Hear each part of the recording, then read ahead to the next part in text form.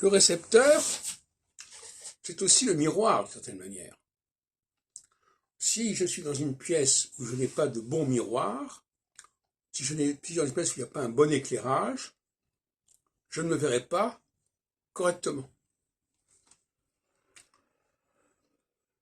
Si les miroirs étant en plus déformants, c'est encore pire. Donc, on peut dire aussi que quelqu'un qui a une mauvaise vue ne se voit pas correctement non plus. Donc il y a beaucoup de gens qui ne se voient pas comme ils sont véritablement, se voient de manière floue, et ça s'ajoute au fait qu'ils peuvent aussi être entourés de gens qui ne voient pas. Mais si déjà la personne elle-même ne se voit pas telle qu'elle est, c'est déjà un problème.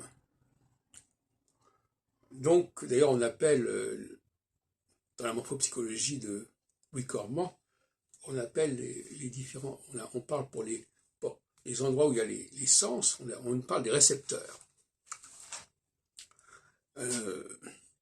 Il faut qu'on ait soi-même des bons récepteurs pour se voir pleinement, et il faut aussi être entouré de bons récepteurs.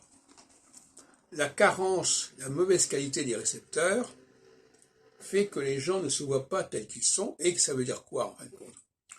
C'est un atout pour les médiocres, parce que les médiocres, ils ont tout à gagner à ce qu'on ne voit pas la qualité, ne reconnaissent pas la qualité de l'élite.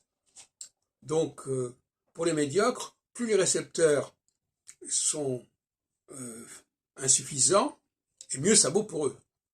Vous dire les choses comme elles sont. S'il y a de très trop bons récepteurs, il y a une hiérarchie, une verticalité qui s'installe, alors que dans l'horizontalité, eh bien, on peut se contenter de personnages médiocres. Ce n'est pas essentiel.